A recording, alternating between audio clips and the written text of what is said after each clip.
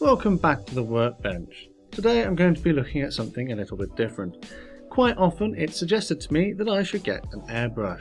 So being someone who's never used an airbrush before, I thought I'd best start off with something cheap that I can get my teeth into. So after a little bit of research, I found something on Amazon. So join me in this video as I take a look at the airbrush set that I have bought and if it's actually any good. Hi, I'm Matt and this is Model Minutes. So as you can probably tell from the title of the video, I paid £60 for this set. So let's start off with some of the ancillary things that I managed to get in this set and then work our way to the more interesting parts. So the first thing I've got here are a set of stencils, and these are sort of for art or sort of cake making, that sort of stuff. If you've got food edible paints, then you can use these on top of your creations and use them as interesting stencils. There looks to be a panda bear, got some love hearts and various other items. I mean, they look alright, but it's probably something that I'm not going to use. If you are into this sort of thing, then that's great, but personally, not for me. So let's put that to one side and let's look at the next bit that came with the set. A whole bag of bits and pieces. So let's get the first thing out. We've got a selection of measuring cups or mixing cups, and these are quite nice because they've got this little plastic pouring bit on this end here, which makes it really easy to pour any paints you've mixed into the airbrush. You get quite a few of these. It looks to be maybe about 10, but the plastic is quite thin and it is a little bit sort of squashable, so these probably won't last me very long, but that's okay because they're sort of disposable anyway. We've got some bottles, got a couple of bottles and lids to go with it, which is quite good. So if you've mixed up some paints, then you can pop your paints in the bottles so that they don't dry out. Quite nice. The plastic on those is a little bit harder, so it might last you a bit longer. We've got a measuring cup, which has some tape in it by the looks of it. So on the side here it's measured in millilitres and it goes up to 30 at the maximum amount there. On this side, however, it's got more increments, so we've got 27.5 and 7.5, 12.5. So depending on how accurate you want to be, you check either side. That's alright. A little bit thin plastic, but it's okay. We have got a lot of these. This is the kind of stuff that I would have used at school for science to try and measure out different amounts of liquid. These, at the time when I was using them, were called pipettes, or probably in other places they call them pipettes. But they're just squeezy little suckers and they suck liquids up, and you can see that they've got measuring marks on the side there as well, just in case you need to know exactly how much you're sucking up. That'll be quite handy when I come to mix some paints. We've got some clips. Not entirely sure why they're in there. Probably more appropriate for, I don't know, an artist or maybe someone who does tattoos or that sort of thing. Not sure why they're in there, but we've got some. We've got a big measuring cup with a measure on the side. This one goes up to 100 ml, and you can see this is sort of made out of silicone, so it's a bit squashy. I probably won't use that because I don't think I'll ever make that much paint, but yeah, that's an interesting addition. And then lastly in this bag we have all of these gloves, which obviously will become very handy when handling your paints and things. So that's not a bad addition. I'm not a fan of wearing gloves, but when I'm actually come to spray, I will probably end up wearing these at some point. So with the bits and pieces out of the way, we've also got a few other interesting additions for the actual airbrush. In this bag we've got a cleaning tool. There we go, that's for cleaning out the nozzle. It's quite nice. Be careful with that because it's quite sharp. Comes in this nice little gold case. We've got some little metallic sort of reamers as well for cleaning out more bits of paint from your airbrush. And we've got some of these little brushes too, so that's quite nice. If you're just starting out in airbrushing like I am, this will be very beneficial. In this bag we've got a selection of different sized needles, so let's just get them out and see what we've got. Fortunately they are all labelled up. So let's see, 0.5 mil, 0.2 and 0.3. So we've got some different sizes of needles and nozzles there. So depending on what you want to do with your painting, you can pick the size of the nozzle and the needle to make sure you get bigger or smaller spray. So we've also got a moisture trap. This is to go on the compressor. And you can see that it's already caught some moisture. And a little caveat now as I get into the other bits and pieces is I've already actually started using this to find out how it works. So if it does look a little bit dirty in places, that's because I haven't cleaned it properly. But when it was new, it was all perfectly clean. So this moisture trap, as you can see, has trapped some moisture, which is pretty handy because that's what it's supposed to do. And this gets screwed onto this. Now this is the compressor. And as you can see, it's quite a simple looking box. This part here is the holder for the airbrush, and originally when it came loose like that. So all you have to do is pop that in there so it holds the airbrush in there. On and off, that's all you get there. This side is where you can control the amount of pressure, but having actually used it, depending on how far you screw it, is actually only a small amount of difference. So when it's all the way out, you get quite a lot of pressure, and then you just turn it a little bit down and the pressure reduces. But to be honest, I have just been using it on full power. The moisture trap I've just screwed onto the side here, and then the next thing you want to do is attach the hose. And we get a hose that looks like this. So this hose is about 1 meter long and it's quite flexible. I believe it's a rubber hose, and it's got these screw connectors on the ends. So all we needed to do was screw it onto the end of the moisture trap. There we go. And then the other end, when I found it, that end will go to your airbrush.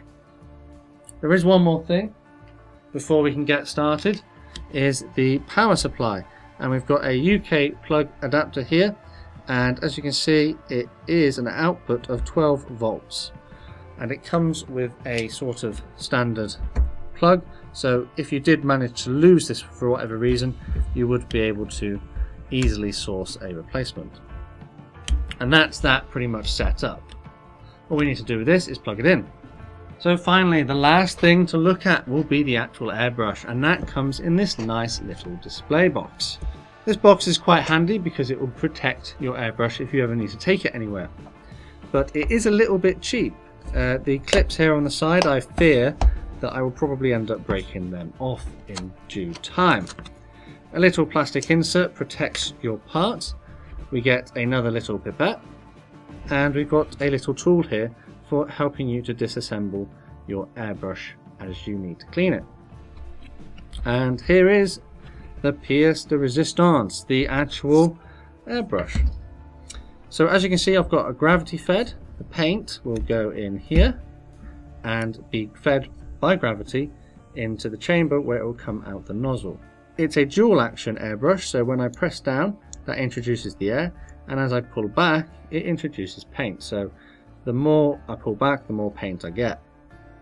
You can get single action airbrushes which only have the backwards and forwards motion, and as you go backwards and forwards, it introduces both air and paint at the same time, which, although is a simpler design, it doesn't give you the same control as a dual action. Having this function where you can apply the air and then add your amount of paint is quite handy. On the bottom we've got this adapter, and I believe that's sort of for rubber hoses, which will just slide over the top and lock into place, but for the version I've got here, I need to actually take that off and put that back in the box, because when I attach the other end, I need to have the screw bit in place. And that's it. That's it now set up, ready to be used. You do get instructions in this. So the instructions in here are okay.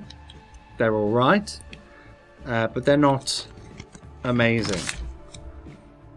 It tells you how to strip it down and the different parts that come included in it, but it's not particularly to the point. It's sort of a little bit vague, so I did have to sort of figure out what I was doing as I went along. There is also an instruction manual for the air compressor, but again it's sort of the same format, it doesn't give you as much information as you probably feel like you needed. I mean, that's it. That's pretty much it. Got some safety information and spare parts, but you know, it's not great, but it's okay. It's okay to live with. We can work around that. So that's it. That's everything that comes inside the set. I've seen online various other brands of airbrush.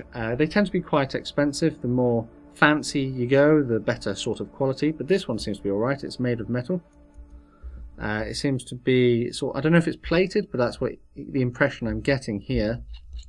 It disassembles quite easily, and it's got various components inside. It doesn't feel to be the highest quality, but it works, and that's what I need it to do. So I will just demonstrate to you it working, and you can see how loud the compressor is, because that's the only problem with the compressor, is how loud it is. So you might want to upgrade that in the future if you feel like you can't cope with the volume. So that's the compressor on, and it's actually probably about 1 meter away. It's almost, or maybe half a meter away. It's half a meter away from my microphone. There's a little bit of water in there because I cleaned it earlier. But that's it. That's the whole airbrush kit. So I'll just turn this off. That's quite loud. So yeah, I don't tend to put it on all the time. I only put it on for when I need to actually do the airbrushing. The amount of air that comes out is quite good, and the control is reasonable as well. But I guess what you really want to see is how well it actually paints something. So without any further ado, let's start something and see what it's like. So what I've got here is a Airfix Spitfire Mk1a in 1/72 scale. I've actually got quite a few of these, and I'm going to be using this as a test bed for this airbrush. If you want to see a full build on this model kit, there's a beginner's guide to this kit on my channel somewhere, so take a look for that, or I'll link it in the description below. For this though, I'm just purely going to focus on how well this one paints up.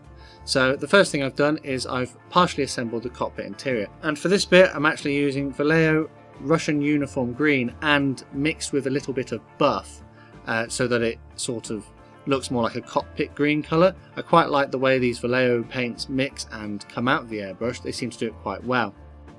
So I sprayed this entire internal area, and then when it was dry I actually went back and picked out some of the details using a paintbrush, and I applied the decals in my normal way. With that done, I'm using the included Humbrol 33 matte black, which came as part of the gift set, to airbrush the tyres on the wheels and the propeller. This black paint was thinned with a little bit of water, and it actually sprayed out of the airbrush quite well. Whilst I've got this black paint in the airbrush, I'm going to use it on a few other places, including the internal areas of the wings, where the machine guns would be, and I'm also going to try a little bit of pre-shading on the outside of the model when it's being completed. With that done, I mixed the included Humbrol 90 with some water inside the airbrush, and then applied that as well. And as you can see, this one applied really well to the model. I actually thought that this was one of the better paints which I was using from the kit. I then repeated the process, this time with Humbrol 29, which was included. That's the dark brown colour, and I have already masked all the areas I don't want this to go on. Seeing as this is my first time using an airbrush, I thought it best to sort of mask these areas rather than try and do it freehand and possibly make a bit of a pig's ear of it. After a few coats of this, and with this one now dry, I applied a camouflage scheme with masking tape, and this time I'm going to be using Humbrol 30 dark green, which was also included in the gift set. With that all done, I removed the masking tape, and there was a little bit of paint bleed, but that was mostly my fault and not the fault of the airbrush, as I just hadn't simply pushed down the masking tape enough onto the model. I will apply decals using my normal methods and then go over the top using a matte varnish. For more information on that, as I've said, take a look at the beginner's guide. But generally speaking though, I was actually pretty impressed with how well this airbrush performed. Granted, I've not got much experience to actually go off of here to determine whether this is a quality product or not, but it seems to me that it is worth the £60 I spent, especially seeing as it comes as a ready-to-go set, with all the cleaning stuff that you might need, compressor, hoses and a moisture trap. the fact that it comes with some different size nozzles as well means that I can expand my skills as I get better with using this product. So anyway, I hope that this has been a helpful insight for you guys, especially if you're new to airbrushing like me, and I hope you'll agree with me that this £60 airbrush gift set was a good deal. Yes, it has got a few little issues here and there, particularly the loud compressor, but generally I'm quite happy with this and I'm looking forward to getting started with some more kits. And hopefully my airbrushing skills will grow. So if you enjoyed this video and you'd like to see more content, click that like button and leave a comment letting me know. Don't forget to subscribe with notifications on so that you never miss a modelling video. Massive thank you to my patrons over on Patreon. It's the support from people like this that allows me to buy new products such as this airbrush in order to continue to produce content for you to all enjoy. To find out more about what pledging your support means and the perks it gets you, take a look at the links in the description. Speaking of the description, you'll also find links to my social media. I'm on Twitter, Instagram, Facebook and Discord. All that's left to say is a massive thank you to you for watching, and I'll see you all on the workbench again next time.